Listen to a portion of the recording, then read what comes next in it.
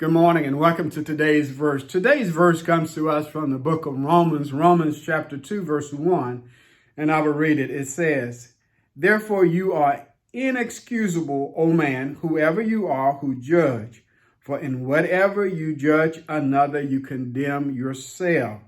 For you who judge practice the same thing." Have you ever ran into someone who will say one thing and yet do something else? I often run into people from time to time because they know I'm a Christian. They know that I'm a preacher, that they're quick to tell me how good they are in the eyes of God. They will say, well, I'm not a Christian, don't need to be a Christian, I don't go to church.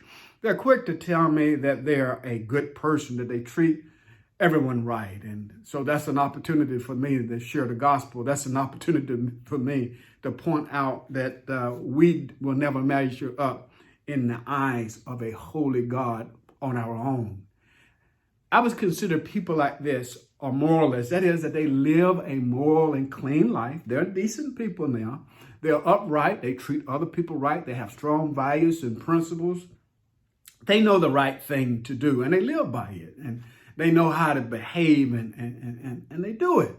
In the eyes of society, you would say that this person is what a person ought to be. He's a good neighbor, excellent worker, provider for his family. He's a good citizen.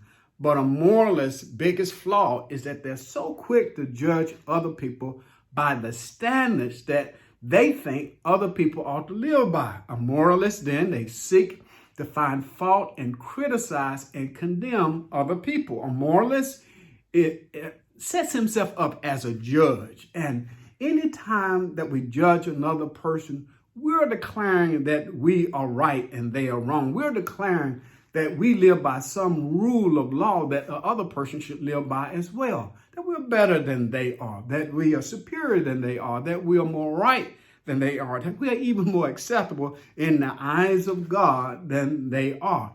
Simply put, judging others raises self and lowers another person. And in the eyes of God, that's wrong. It's sin. It is showing our own arrogance, our pride, our self-righteousness. For who are we to judge another person as if we have some righteous yardstick by which other folk ought to live by? Listen, God is God and we are not. He doesn't need any help in being God. He is the one and only true and righteous judge by which we all must give an account. To God be the glory for the great things he has done. I pray that you would meditate upon this verse. It would be a word of encouragement to you today as you go throughout your day. I pray that you would have a safe day. And then tune in again tomorrow. Yes, as we consider today's verse. Amen.